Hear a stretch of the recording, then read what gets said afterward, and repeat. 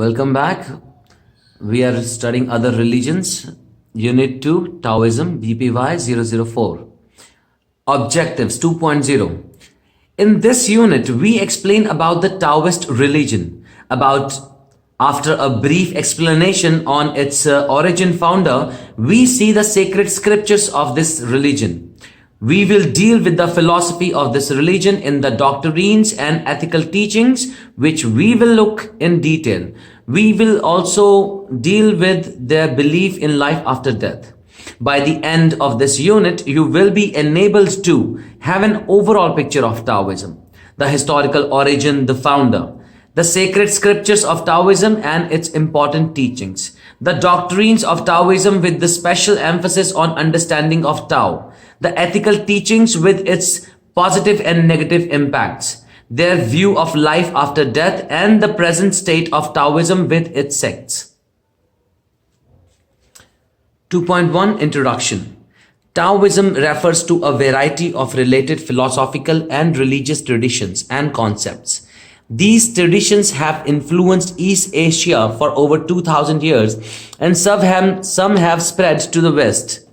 The word Tao or Dao means path or way, although in Chinese folk religion and philosophy, it has taken on more abstract meanings.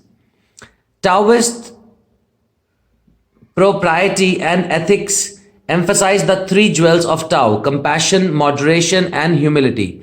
Taoist thought generally focuses on nature, human cosmos, correspondence, health, longevity, effortless action, liberty, immorality, and spontaneity. Reverence for ancestors, spirits, and immortals are also common in popular Taoism. Organized Taoism distinguishes its ritual activity from that of folk religion, which some professional Taoists view as debased. Chinese alchemy, including Neidan, astrology, cuisine, several Chinese martial arts, Chinese traditional medicine, feng shui, and many styles of Qigong, breath training disciplines, have been intertwined with Taoism throughout history. 2.2 Origin. Scholars in recent times express their doubt about whether Taoism is only a philosophy or a religion. A scholar in Chinese language writes, there is not a word in the Tao Te Ching of the 6th century BC that savors either of superstition or religion. Taoism was not an organized, institutionalized religion in the earlier days. It was not considered as a religion at all until the Han Dynasty in China. Shortly before the Christian era, today it seems to be a dead religion because it has been steadily in decline for a long time.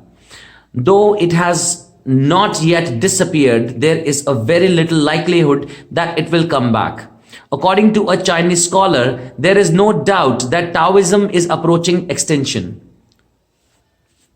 2.3 Founder. Lao Tse is a prophetic leader and philosopher who founded Taoism and popularized it. Lao Tse was not really a name. It is an appellation of old boy or old philosopher. There is hardly anything known about this humble mystique, Lao Tse. The probable date of him is 604 to 517 before Christ. He was the first among the teachers to teach principle of universal good. The main source of our information about his teaching is the short sketch of 248 Chinese words written by Suzma Qian about 500 years later. Lao Tse was born in the province of Honan, central China, about 50 years before Confucius. Some do not even regard him as a historical figure. Some scholars fix the date of his birth in the late 7th or early 6th century. Some even say that he belongs to 4th century. According to the old chronology of China, Lao Tse was an older contemporary of Confucius, and therefore Taoism is older than Confucianism. He was a librarian, recorder, and historiographer at the court of dynasty of Zhao. One account of his official position and great learning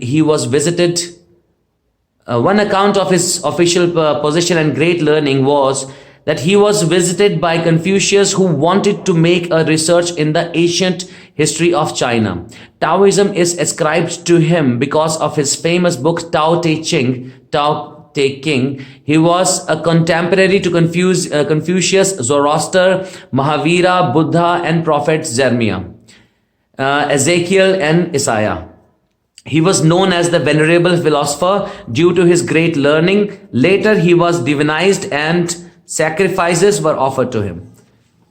2.4 Sacred Scriptures.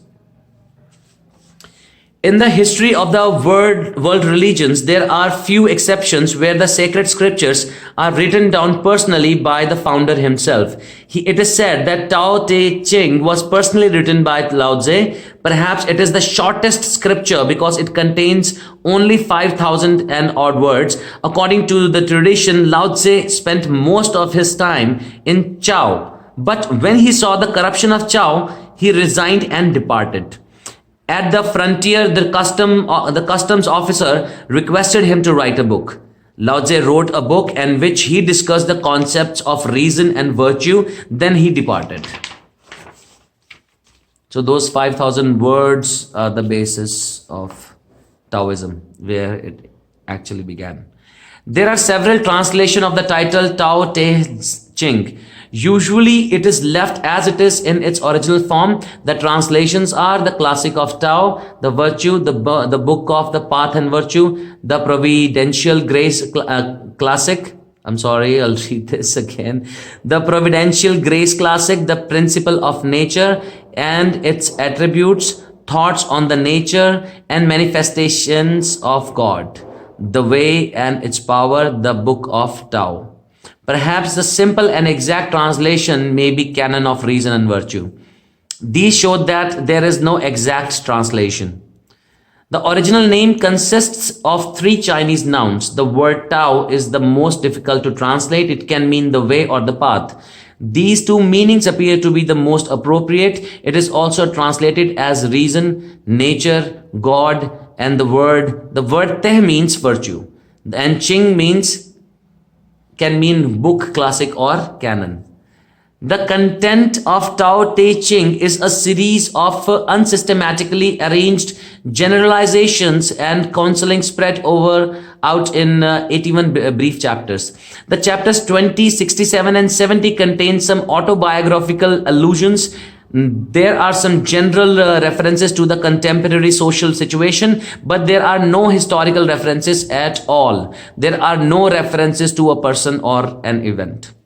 However, its intrinsic value can never be overlooked. Its style is very simple and clear, yet it surpasses the latest teachings of philosophy and science. Its presentation, analysis, teachings, and methods are really thought-provoking. The work as such is very lofty, vital, and restful. It is a presentation of mystical and universal wisdom.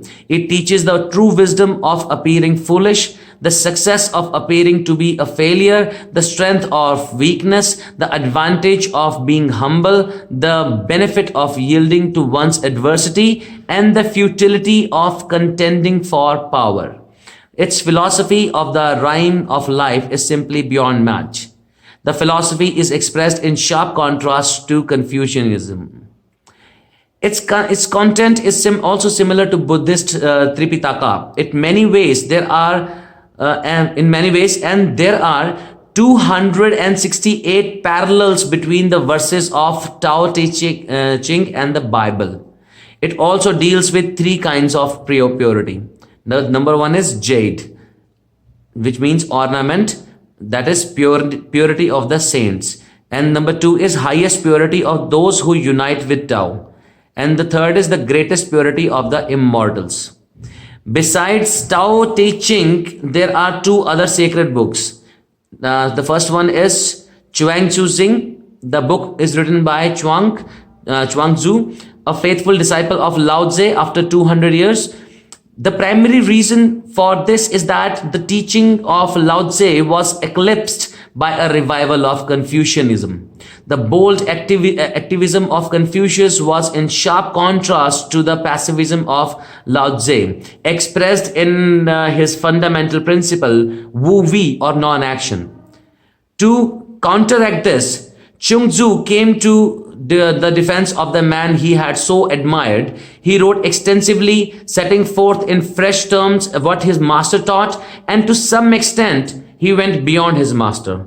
He was a brilliant writer, and he is known for his brilliance, style, and depth. This part of the sacred scripture is delightful to read. It is profound in its presentation, with a powerful influence and effect upon Chinese literature, art, and social life. Therefore, it constitutes an important part of the sacred scriptures of Taoism. Now, the second book was Tao Zhang, Tai Zhang Kang Ying Pan, which means Tractate of Actions and Their Retributions, is another part of the sacred scripture which was written in its present form much later, as late as 1436 AD. The reason is that its original canon was longer and many of its volumes were destroyed by Kublai Khan in 1281 AD. Its ethical teachings are held in high esteem, which are unsurpassed by any other non-Christian religions. It also contains some trivial and important commands. 2.5 Doctrines. Tao, meaning and significance. This is the central concept of doctrine of Taoism. The etymological meaning is way, path, or road. The same Chinese word, in its simplest and non-technical meaning, occurs in Shinto or Shintao, meaning the way of the gods. Confucianism uses it as a way of life or method of life. In Taoism, there are at least 3 different principal meanings which are developed for the primary word way. The first meaning is the moral and physical order of the world. It is a principle which underlies the controls the world order. In this sense, it is closer to Rata in Vedas. The second meaning is it is the path of reason, logos, or the path of the truth. It is in its third meaning, it is the way of perfect virtue or the right way of life which heaven approves and which heaven itself follows. Thus, it is a divine principle and not just the way the man follows. Among all these meanings, the term Tao in its highest technical meaning designates the philosophical absolute and the religious supreme being. In this sense, several shades of meanings are given to it, such as reason, providence, and God. The French translation uses supreme being, reason, word, and logos to represent the Chinese Tao. And in doctrines, the second point is that Tao is indescribable. You cannot describe him. In spite of all these meanings, Tao seems to be beyond description. As a matter of fact, there is no appropriate description. We can have only closely interrelated and always obscure descriptions. The best way to understand Tao is to know that in the context it is used. Outside the context, it may mean something else. Since the writing itself is highly mystical, the word is used in paradoxes. For example, it is clearly stated that the Tao which can be expressed is not the eternal Tao. The name that can be named is not the enduring and unchanging name. But there are many attempts to express it. It is described as the origin of all things. It is the mystique mother. It can never be exhausted. It is a stabilizing force. For where Tao is, equilibrium is. It is invisible and intangible. Yet there are forms, substance, and essence in it. It is inherent and natural, motionless and fathomless. It stands alone and never changes, pervades everywhere. It existed before heaven and earth. It is supreme. Heaven follows its laws, but it follows the laws of its intrinsic nature. Tao has its own Tao. It is ever inactive, yet there is nothing that it does not do. It is the nameless and primordial simplicity. It is eternal. The great way of Tao is very plain and easy. Tao is the source of all things, the treasure of good men, and sustainer of bad men. As Tao is to the world, so are streams and valleys to rivers and seas. It does not contend, yet it surely wins the victory. It does not speak, yet it surely responds. Check your progress 1. Point out the central teachings of Tao Te Ching. Discuss the important meaning of the term Tao. So Tao is the supreme principle. By this we must understand that Tao is the primary universal principle. It is original, primeval, before heaven and earth, the ultimate, still, formless, unchanging, and nameless. It is also the primary principle of the harmony with the universal principle itself. This principle, this harmony, and the ability to achieve this harmony is innate in every man. This innateness, this nature, and this ability to find the way, the living word, is man's Tao. Just like Upanishads founds the impossibility of expressing neti neti, all the attributes to Brahman by a single name, so also it is impossible to describe Tao in any single word or phrase. To illustrate this impossibility of describing Tao, we find 3 phrases used in one passage of the Tao Te Ching: the Tao of heaven, the Tao of man, and the Tao of the sage. In this regard, any attempt to describe Tao in one single word would be a failure to understand the real nature of Tao. In order to understand what Tao means in 3 different contexts, we must first understand the word heaven. In Chinese language, the word for heaven is tian, but the actual meaning of tian is not heaven in the sense of paradise as it is used in other religions, especially in Christianity.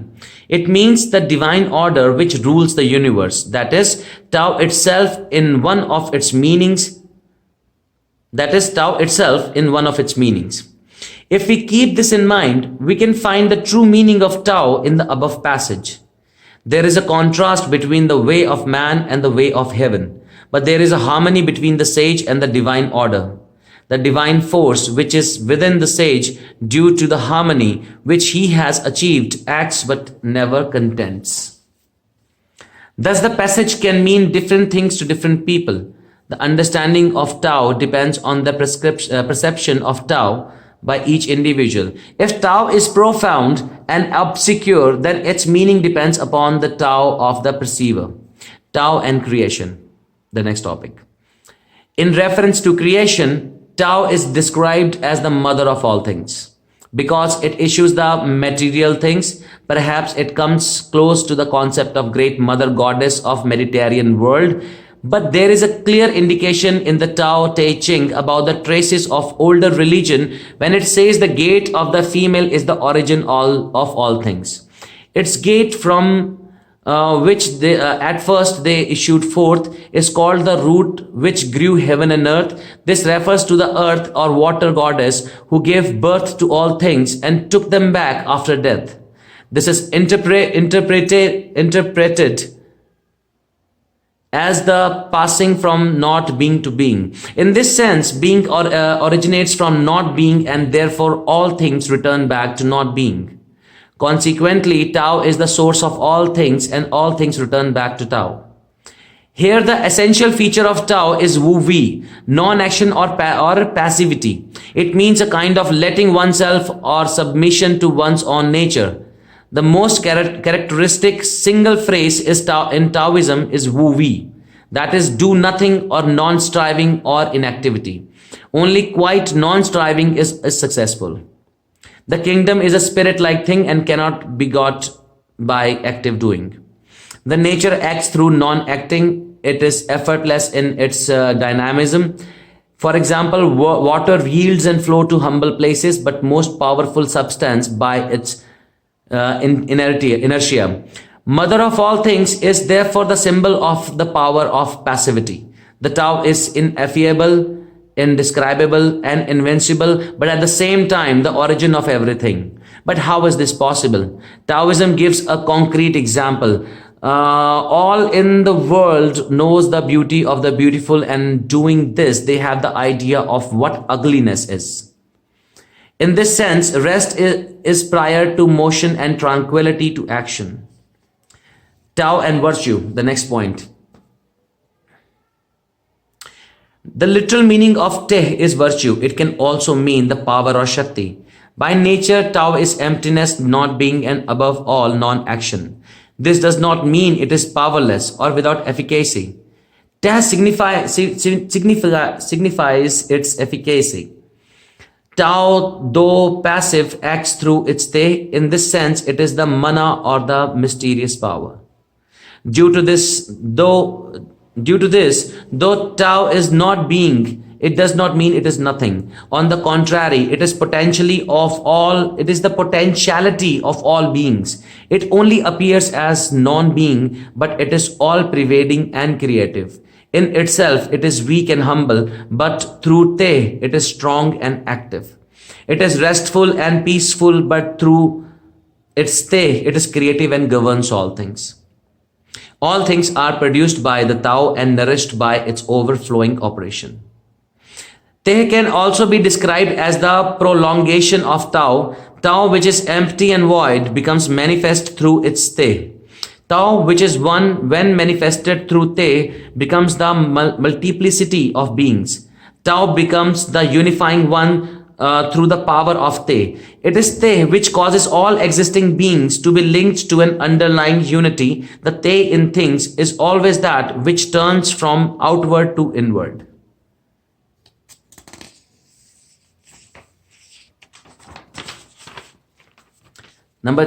Next is Supreme Being. At times, Tao is also described as Supreme Being, the Absolute, Yu Huang, Pure Majesty, and Tian Xie, Celestial Master.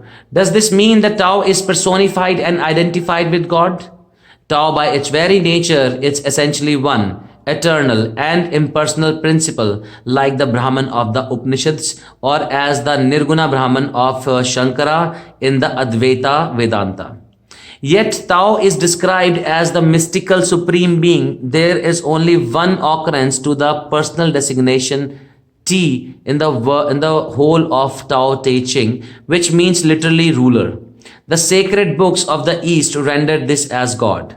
However, this does not mean there is a Supreme Being apart from Tao. Tao can be described as personal, but this does authorize anyone to identify Tao and God. Tao is the originator of all life, and therefore it cannot be lifeless and abstract. Tao is conceived as one, and this one became its first personification of Tao. Tao is thus worshipped as the first and the greatest god of Taoism. During the first Han Dynasty, 206 to 8 BC, the greatest one was officially worshipped. Later, he came to be known as Celestial Venerable of the mysterious origin, and finally as the Pure August. In the 3rd century AD, he was enlarged into a trinity. The reason is that Tao emanated itself into creation in 3 stages, and each stage was personified. The first is Celestial Venerable of the mysterious origin. The second is August Ruler of the Tao, and the third is August Old Ruler, which refers to Lao Tse. However, there is no definite form of worship of offering sacrifices to a personal god. Hence, Taoism is not a religion of rituals and sacrifices. Yet, Lao Tse is divinized and temples are dedicated to him.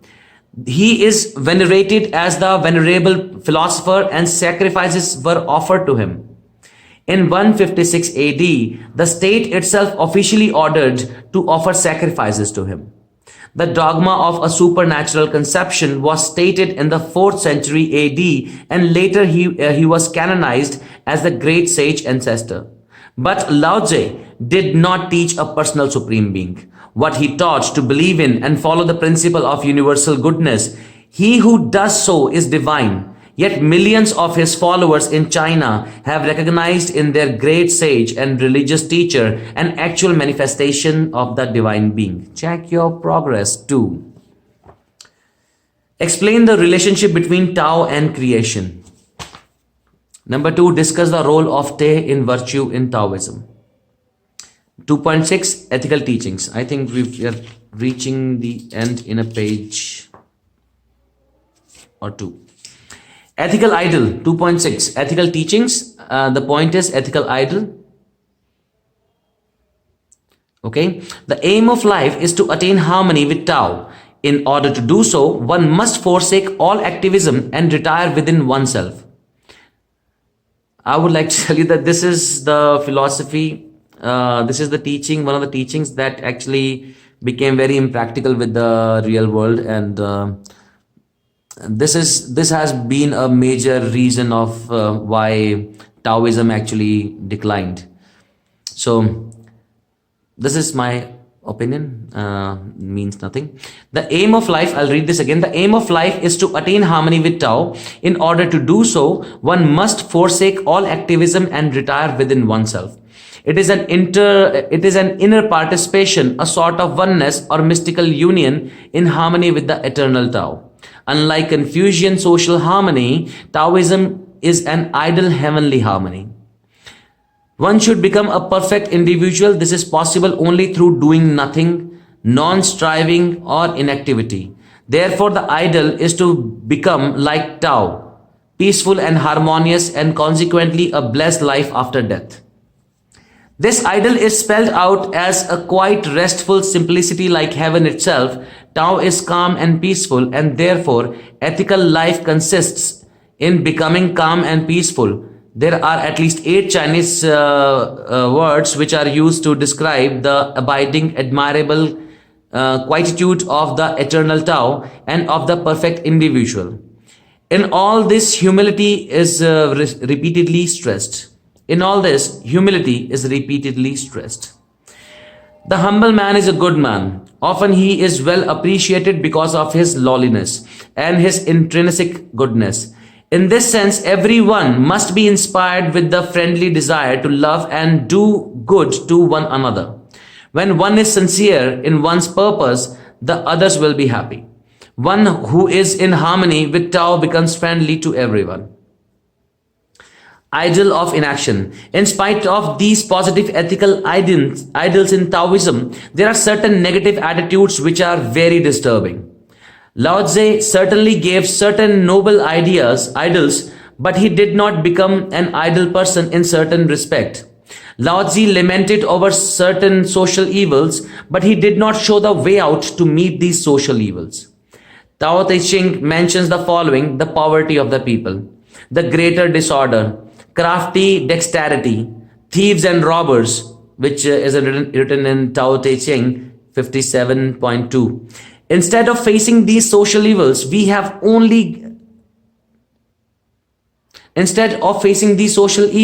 he only gave some sage advice and walked away, withdrawing from the difficult situation, and did not organize a reform. The perfect individual is also chiefly portrayed as placid, self-contented and indifferent towards all people. This is just the opposite of the ideal of Bodhisattva in Buddhism. The ethical ideal here appears to be indifference and irresponsibility. What is said is to aim at extreme disinterestedness and maintain the utmost possible calm. The sage keeps his mind in a state of indifference to all. Return to the state of natural simplicity, which is contentment without war, government, writing, travel, or fear of death. This is the ideal of inaction. It's pretty disturbing. Therefore, the ethical ideal is also presented in a negative way. There is no adequate recognition of social evils of the world. There is no proper appreciation of the physical facts and resources. The overemphasis on inactivity, wu-wei, belittles the human effort, and as a consequence, the most negative advice shows a lack of commanding principle for enthusiastic living. there is a lack of many moral principles to work for the uplift of the society. It appears that the advice is to return to the uncivilized simplicity. Finally, there is a relapse into the polytheism, demonolatry, and practice of magic. Belief in afterlife. Life after death, or belief in immorality or eternal life, is one of the strongest foundations of every religion. We see in Confucianism there is nothing concerning the belief in immorality. It emphasizes on present life and how to attain social harmony. Yet it includes certain rules for the observance of the ancestor cult, which implies belief in an ongoing life. But Taoism as a religion has a great deal to say about the life and life after death. Certainly, there is a doubt whether this belief grew originally out of the teachings of Lao Tse or later. The scholars are of the opinion that it was primarily due to the influence of Buddhism. The belief in life after death came into existence in China. Should I read this again? But Taoism as a religion has a great deal to say about life after death. Certainly, there is a doubt whether this belief grew originally out of the teachings of Lao Tse or later. The scholars are of the opinion that it was primarily due to the influence of Buddhism. The belief in life after death came into existence in China. As a matter of fact, the belief in immorality is practically absent in the native religions of China, and this is one of the reasons which made Buddhism so welcome to Chinese people. It appears that Taoism gradually came to a place this appears that Taoism gradually came to place a very strong emphasis on life hereafter. If Confucianism laid emphasis on this present social and this worldly sanctions in its ethical ideals, Taoism invoked other worldly sanctions. It believes in the form of numerous heavens and hells which rewarded the good and punished the evil conduct. One of the most prominent features of Taoism is that its temples are physically representation of the fate, especially of the evil ones after death. These temples graphically present all the possible methods of torture. Perhaps it is a stern warning against those who indulge in all kind of evil practices. However, we do not hear something outstanding about the life after death in Taoism. Some scholars are of the opinion that its doctrines concerning immorality are inadequate. It emphasizes only on a protracted or continued physical existence here on earth. The fundamental reason is rooted in the very culture of China. The Chinese people always believed that immorality means physical immorality. As a consequence, all rituals, cults, sacrifices, ethical idols, charms, and magics are concentrated on how to live a long, undisturbed life or life of tranquility. Before Buddhism was introduced in China, the concept of spiritual immorality was totally unknown. The physical immorality means a change into a body which is made of more durable or lighter material than one we have in normal life. According to this belief, man after death leaves his body as a snake sheds off its old skin and soars off to the spheres of happiness. This physical longevity was achieved both by religious practices such as the observation of commandments, moral conduct, prayer, and incantations, and physical practices such as diets, medicines, chemicals, breathing methods, and gymnastics. Since immorality was taught in terms of physical immorality, so also paradise or heaven was conceived in terms of this world. There are known as blessed islands. 3 such islands are mentioned: Penglai, Yingchao, and Fusang. Everyone was immortal in these islands. The birds and animals were pure white. The palaces and gates are of pure gold and silver. Kunlun mountain is also considered as the abode of the immortals. Belief in yin and yang. Now these are the positive and the negative energies of the world, according to them. These two are primeval, interacting, complementary principles. In harmony of the universe depends the harmony of the universe depends on these principles. Yin is a negative, female, dark, and the earth, yang, is positive, male, light, and heaven. Nature was considered as a main intricately balanced organism which undergoes continuous alterations, and man had to learn to respond correctly. Thus, actual living process of living depends on the harmonious blending of the yin and yang. Yin is considered as the source of darkness and death, and yang as the source of light and life. I'm just reading. 2.7 sects.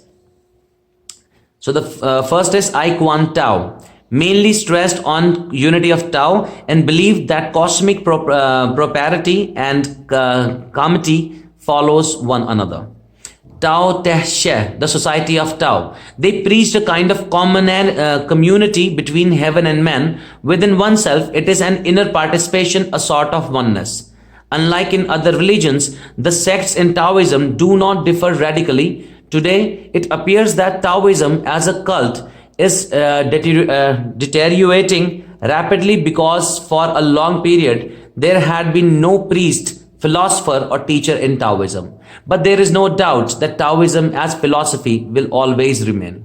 Check your progress 3. What are the ethical ideals in Taoism? Discuss the life after death in Taoism.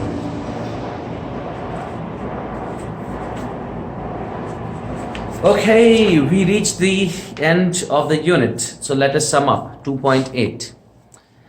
Taoism is one of the 3 great religions of China. Its fundamental doctrine is Tao, which is diametrically opposed to Confucian Tao. To begin with, Taoism was not an organized religion. The founder Lao Tzu is known as venerable philosopher or heavenly teacher. The primary text Tao Te Ching teaches that Tao is the source of everything. It is beyond description, and yet it is described in many ways. The most specific feature, it is active through non-action. Moral life consists of attaining harmony with Tao. Yet it does not offer any specific moral code, especially the way to uproot the social evils. Its emphasis on the ideal of indifference and irresponsibility appears to be negative approach to human life. Therefore, it has been steadily in decline, and in all likelihood, it will not be revived. Yet, its teachings are very powerful and have lasting effects. 2.9 keywords. Alchemy. Alchemy is both a philosophy and practice with an aim of achieving ultimate wisdom as well as immorality, involving the improvement of the alchemist as well as the making of several substances described as possessing unusual properties. The practical aspect of alchemy generated the basis of modern inorganic chemistry, namely concerning procedures, equipment, and the identification and use of many current substances. Creation. Creation refers to a divine act by which the universe was brought into existence without the help of any pre-existing material thing. Paradox. A paradox is a statement or group of statements that leads to an apparent contradiction that actually expresses a non-dual truth. So the next unit will be Shintoism. That will be unit 3. We total have 4 units. The last unit will be the tribal religions. I think it's going to be interesting to read about them. And I'll see you in the next video, Shintoism. Thank you so much for listening to me.